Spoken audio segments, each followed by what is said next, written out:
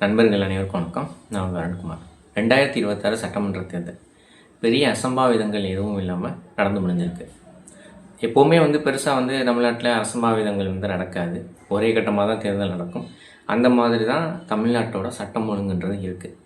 சட்டம் ஒழுங்கு சரியில்லை அப்படின்ற மாதிரியான ஒரு குற்றச்சாட்டு சரியாக இருந்திருந்தால் இங்கே ஏதாவது பெரிய பிரச்சனைகள் வந்திருக்கணும். ஸோ அந்தளவுக்கு சிறப்பாக செயல்பட்டுருக்கு சட்டம் ஒழுங்கு அப்படின்றது இந்த ஒரு விஷயத்துலேருந்தே நம்ம தெரிஞ்சுக்கலாம். சரி, அதுக்கப்புறம் மெயினாக ஒரு பெரிய பிரச்சனை போயிட்டு இருந்தது. அதாவது சென்னையிலேருந்து நிறைய பஸ் கிடைக்கல, எல்லா மாவட்டங்கள்லேருந்தும் மற்ற மாவட்டங்களுக்கோ மற்ற ஊர்களுக்கோ போகிறதுக்கு நிறைய பஸ் கிடைக்கல அப்படின்ற மாதிரியான பல்வேறு குற்றச்சாட்டுகள். இதை வேணும்னே டிஎம்கே கவர்மெண்ட் பண்ணுது அப்படின்ற மாதிரியான ஒரு அடிப்படை புரிதலற்ற குற்றச்சாட்டுகள் நிறைய பேர் வச்சுருந்தாங்க. சோஷியல் மீடியாவிலையும் வீடியோவாக போட்டாங்க. இதுதான் எல்லாருக்குமே சொல்கிறோம், தேர்தல் ஆணையம் தான் ஃபுல் கண்ட்ரோல். ஸோ இந்த போக்குவரத்து ஆணையமும் தேர்தல் ஆணையம் கண்ட்ரோலில் தான் இருக்குது. ஸோ அந்த அதிகாரிகள் தான் அதை கட்டுப்படுத்தணும். ஏற்கனவே ஒரு தலைமை செயலாளர் இருந்தார், முருகானந்தம் அப்படின்னு சொல்லிட்டு. ஸோ அவரை மாற்றிட்டு இன்னொருத்தவரை புதுசாக போட்டாங்க. ஏற்கனவே இருந்த தலைமை செயலாளருக்கு அனுபவம்ன்றது நிறையா இருக்குது. ஸோ அவர் நிறையா டிபார்ட்மெண்ட்டை கோஆர்டினேட் பண்ணுறதுக்கான ஒரு எக்ஸ்பீரியன்ஸ் இருக்குது. இப்போ புதுசாக ஒரு தலைமைச் செயலாளர் வராரு. அவர் எல்லா டிபார்ட்மெண்ட்டையும் முதல்ல அவங்கக்கிட்ட பேசி என்ன ஏதுன்னு தெரிஞ்சுக்கிட்டு அதுக்கப்புறம் தான் செயல்படுத்த முடியும். நிறைய இடங்களில் அதிகாரிகளை மாற்றிருக்காங்க. யார் மாற்ற வச்சாங்க? எதிர்க்கட்சிகள் தான் நிறைய குற்றச்சாட்டுகள் வச்சாங்க. இவங்க ஆதரவாக செயல்படுறாங்கன்னு சொல்லிட்டு. அப்போ தேர்தல் அதிகாரிகளை மாற்றினாங்க. இப்போ அவங்களுக்கு புதுசாக அதிகாரிகள்னால அந்தளவுக்கு அனுபவமாக செயல்பட முடியல. அதனால தான் பஸ்ஸை நிறையா விட முடியல அப்படின்ற மாதிரி நான் புரிஞ்சுக்கிறேன். இன்னொன்று, இவங்க எல்லாருமே இப்போ தான் ஒரு ஆர்வமாக பெருசாக ஓட்டு போட போகிறாங்க அப்படின்ற மாதிரி நான் நினைக்கிறேன். உடனே என்ன சொல்கிறாங்க, எல்லாருமே தீபாவளி பொங்கலுக்கு இதுக்கெலாம் ஸ்பெஷலாக நீங்கள் பஸ் ஓட்டுறீங்க அப்படின்ற மாதிரி நிறைய பேர் சொல்கிறாங்க.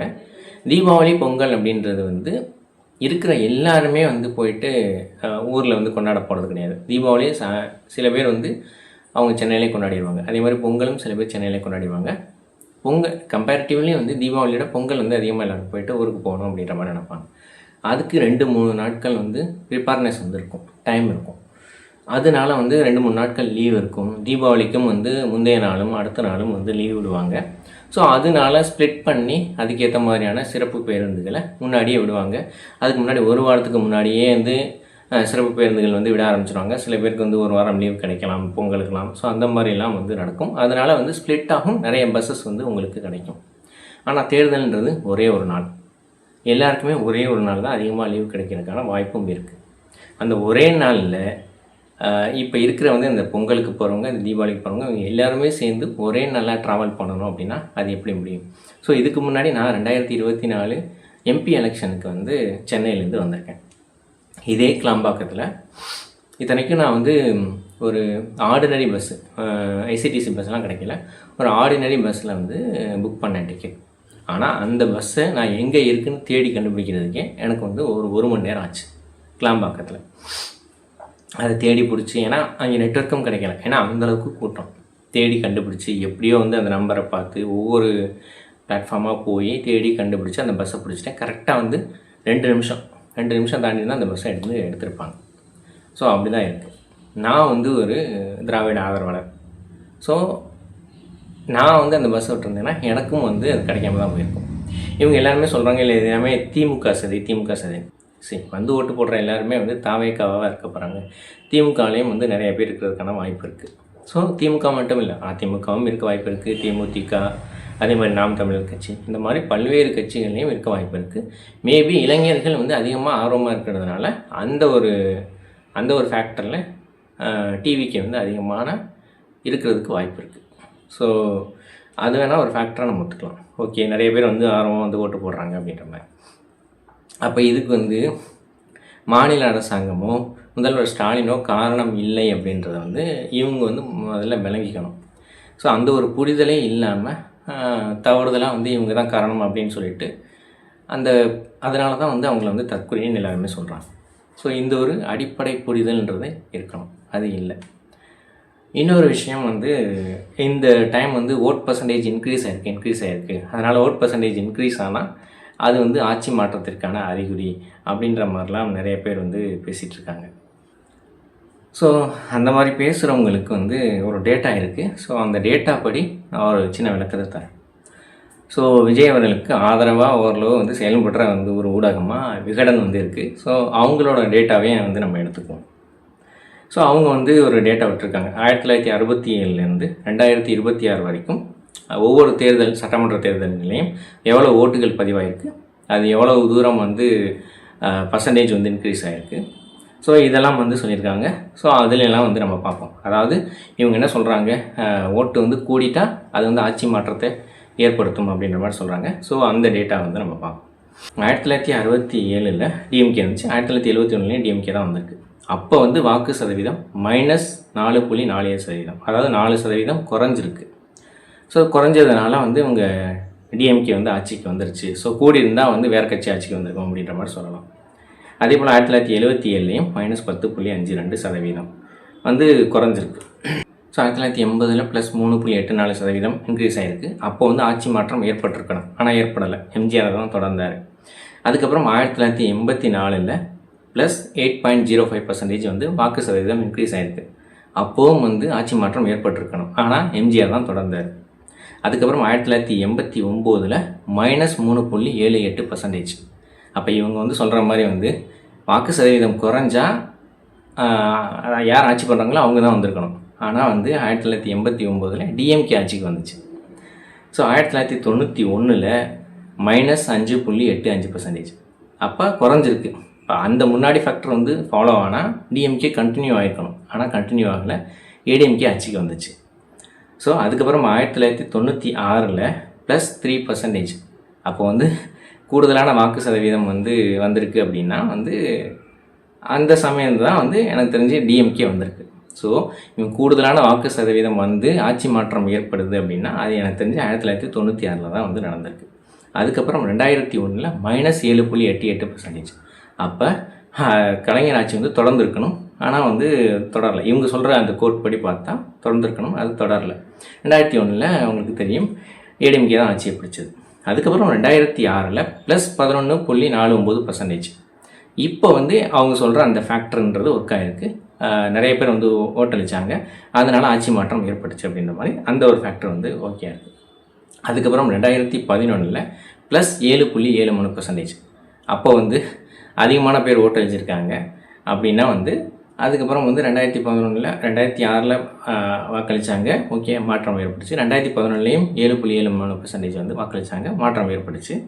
அதுக்கப்புறம் 2016 -3.48% குறைஞ்சிருக்கு. ஸோ அந்த சமயத்துலேயும் வந்து கண்டினியூ ஆகிருக்கு. ஸோ 2021 -1.18%. அப்போ வந்து ஆட்சி மாற்றம் ஏற்பட்டிருக்கு. ஸோ ஒரு வாக்கு சதவீதம் கூடுறதுனால ஆட்சி மாற்றம் ஏற்பட்டிருக்கு அப்படின்றது ஒரு வந்து கண்டினியூஸாக நடக்கலை. அதே மாதிரி வந்து வாக்கு சதவீதம் வந்து குறைவாக நடக்கும்போது ஆட்சி மாற்றம் ஏற்படுது அப்படின்றதும் கண்டினியூஸாக நடக்கலை. ஸோ இது ஒன்றுக்கு ஒன்று கண்டினியூஸாக நடக்கவே இல்லை. ஸோ ஒவ்வொரு தேர்தல்லையும் மாற்றங்கள் இருக்குது. ஸோ வாக்கு சதவீதம் அதிகரிச்சிருக்கும் போது ஆட்சி மாற்றமும் ஏற்பட்டிருக்கு, ஆட்சி மாற்றம் இல்லாமல் அதே அரசும் தொடர்ந்துருக்கு. இதுதான் இந்த டேட்டா வந்து சொல்லுது. இந்த டேட்டாவை தான் எல்லாருமே வந்து டிவிக்கோட ரசிகர்கள் எல்லாருமே வந்து தூக்கி வச்சுட்டு சொல்லிகிட்ருக்காங்க. அது போக வந்துட்டு வரலாற்றிலே இல்லாமல் வந்து 84.69% வந்து ஓட்டு வந்து போலாயிருக்கு அப்படின்ற மாதிரி சொல்கிறாங்க. ஸோ ஓகே, நல்ல விஷயந்தான், நிறைய பேர் போடுறது. அதனால் ஆட்சிக்கு எதிரான அலை இருக்குது அப்படின்ற மாதிரி சொல்கிறாங்க. ஸோ ஒவ்வொரு டைமும் வந்து எவ்வளவு தூரம் வந்து வாக்கு வந்து கூடியிருக்கு அப்படின்ற ஒரு கணக்கு வந்து இவங்க போட்டிருந்தாங்க. நம்ம News 18 வந்து அந்த ஒரு கணக்குன்றது சொல்லியிருந்தாங்க.